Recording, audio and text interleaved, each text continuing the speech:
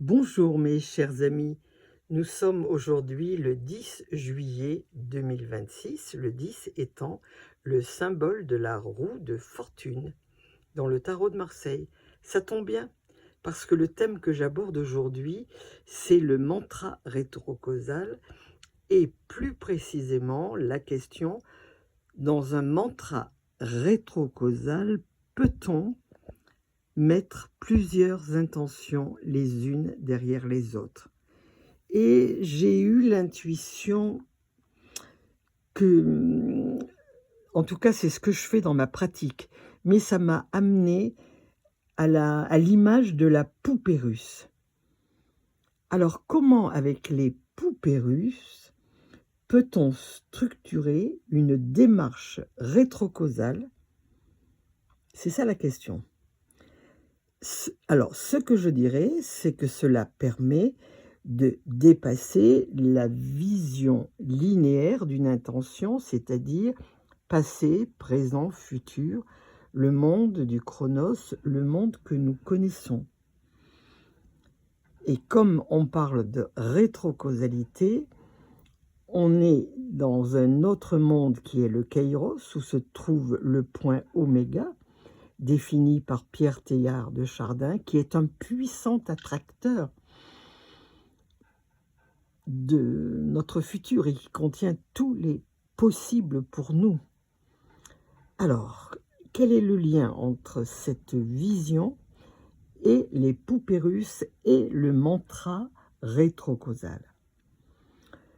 Donc, je dirais que dans ma pratique, dans mon mantra rétrocausal, j'ai mis plusieurs intentions. J'ai mis la plus importante pour moi, qui est la santé, et ensuite j'en ai mis plusieurs que j'ai déclinées par importance moindre.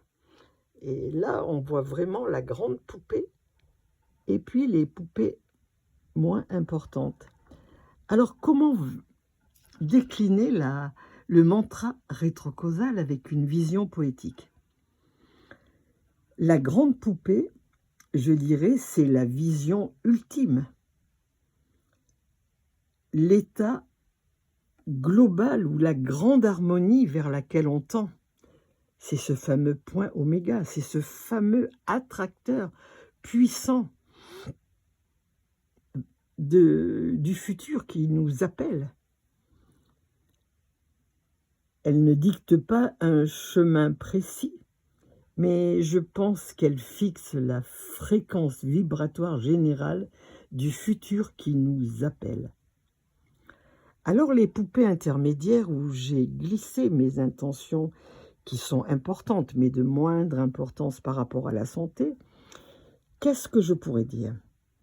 Ce sont des jalons, des contextes ou des archétypes de situations nécessaires pour que la grande vision se manifeste. La grande vision, c'est la santé parfaite, l'autonomie dans 10 ans. Chaque poupée intermédiaire est une intention plus précise, une rencontre, une opportunité de transmission, une intuition qui sert de canal pour que le futur global, le point oméga, soit activé, puisse arriver vers nous. La poupée centrale, je dirais qu'on peut l'appeler l'intention graine, le déclencheur. C'est la plus petite, mais c'est aussi le cœur du système. On peut dire que c'est l'acte symbolique, le micro-objectif ou la demande d'une synchronicité qu'on va poser ici et maintenant. C'est le point de contact physique et le présent qui active toute la structure en cascade. Alors, que dire sur la magie de l'emboîtement? Comment vous présenter ça de façon simple? Dans un modèle rétrocausal, Je trouve que l'image des papyrus est quelque chose qui me fascine.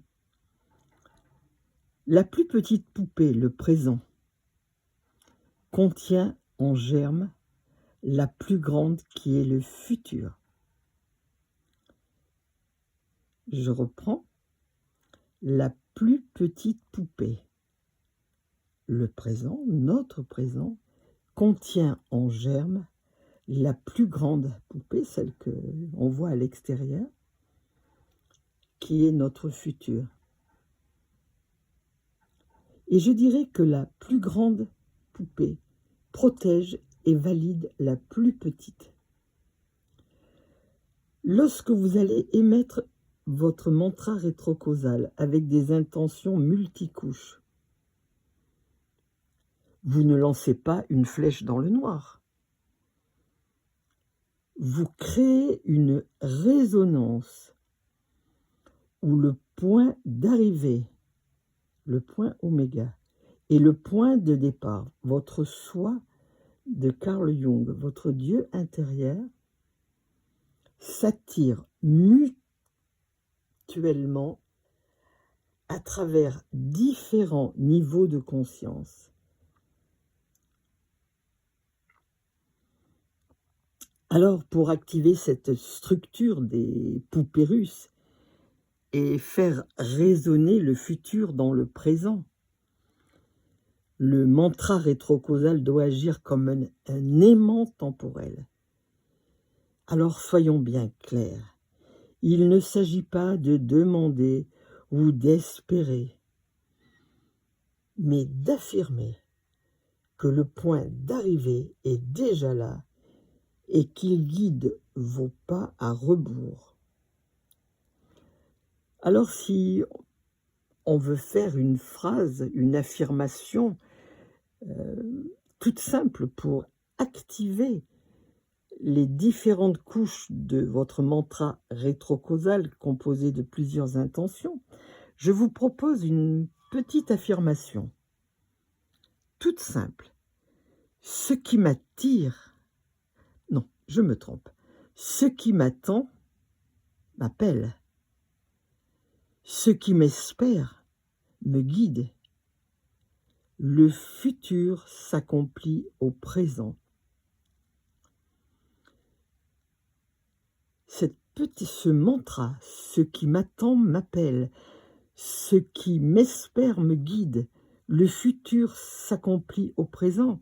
Vous pouvez le répéter en boucle et dire par exemple gratitude infinie, ce qui m'attend m'appelle, ce qui m'espère me guide.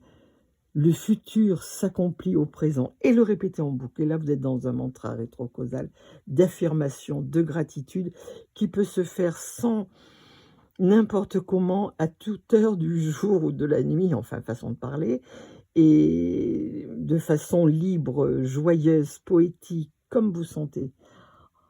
Vous pouvez le chanter, vous pouvez le danser, vous pouvez faire tout ce que vous voulez. Qu'est-ce que ça veut dire? Ce qui m'attend m'appelle, c'est la grande poupée.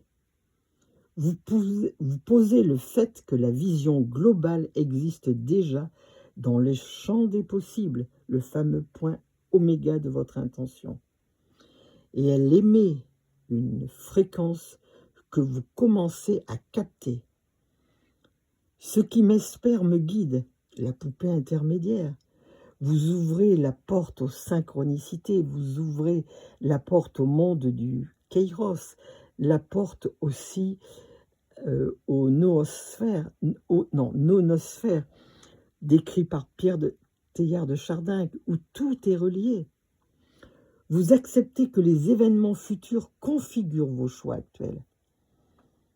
Et la dernière phrase, le futur s'accomplit au présent, la poupée graine, vous ramenez toute la puissance de cette architecture dans l'action ou l'état d'être de l'instant présent, ici et maintenant. Voilà ce que je pouvais vous dire. Et si je veux encore simplifier, parce que la simplification est extrêmement intéressante, pourquoi ce mantra que je viens de créer pour vous. Le futur m'attend. Le futur m'appelle. Le futur est déjà en moi. C'est encore raccourci, simplifié, synthétisé. Pourquoi elle résonne comme une poupée russe, cette affirmation? Le futur m'attend. La grande poupée, c'est la destination, le point d'arrivée. Le futur m'appelle, c'est le pont vibratoire, les passerelles intermédiaires, le fil d'Ariane, les synchronicités. Le futur est déjà en moi, la poupée graine, le cœur du présent, où tout s'aligne, le beau, le bien, le bon. Voilà, je vous ai livré mes réflexions sur le mantra rétrocausal. Je vous ai mis la carte, évidemment, de la roue de fortune. Je suis très attachée à cette carte. Pourquoi? Parce que c'est grâce à elle que j'ai compris la rétrocausalité. Vous voyez cette carte? La manivelle n'est pas activée. Mais si moi, j'active ma manivelle et que je la tourne dans le sens des aiguilles d'une montre, mon personnage qui est dans le présent va aller dans le futur.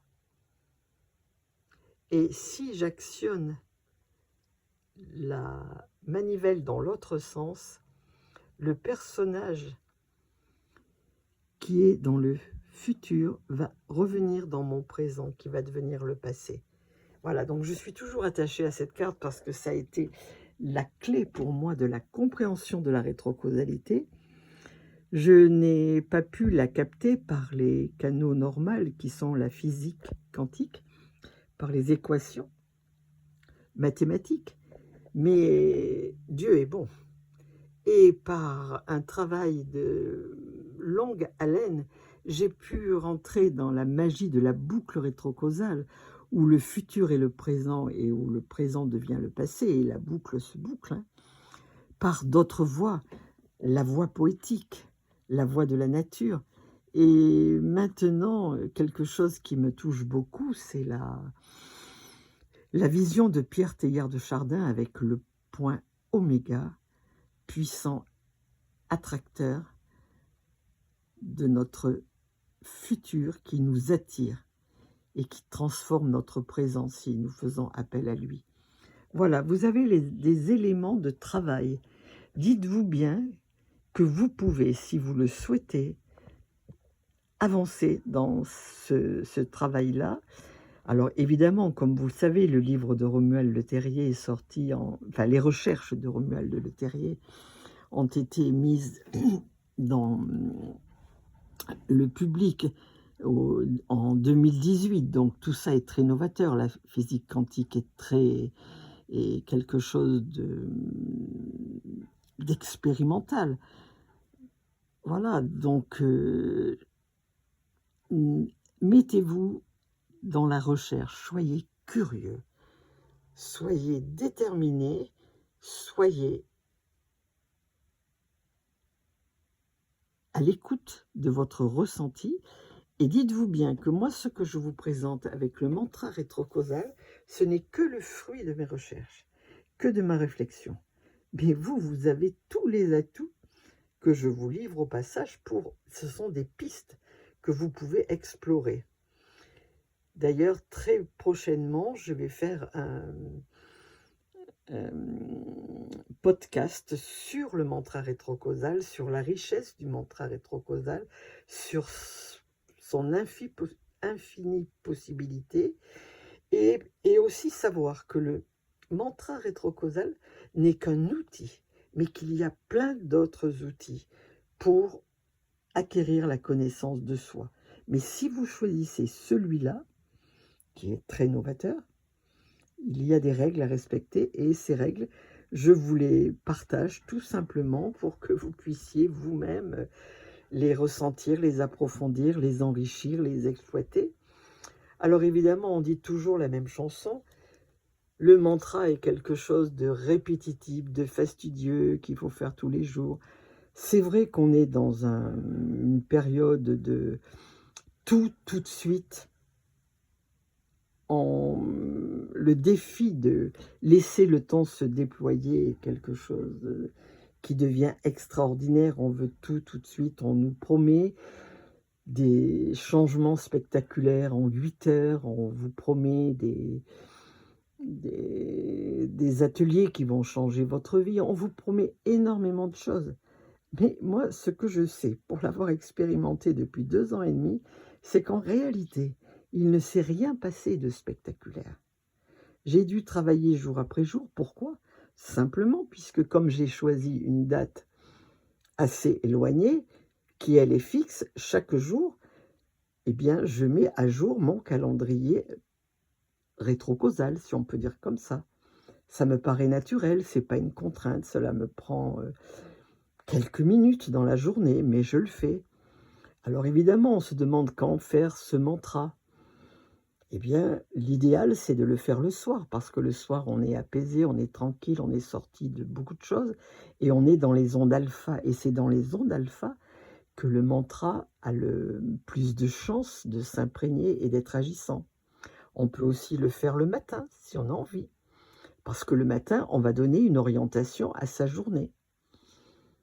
Voilà un petit peu ce que je peux vous dire. Et si le mantra ne correspond pas, vous avez d'autres systèmes. Je pense notamment à Neville Goddard, qui lui a un système, la conscience de la fin, c'est-à-dire, je ressens au plus profond de mon cœur, de mon corps, ce futur déjà réalisé et je suis dans une infinie gratitude. Ça aussi, c'est une piste. La rétrocausalité n'est pas une piste unique, ce n'est qu'une piste par rapport à un champ infini des possibles.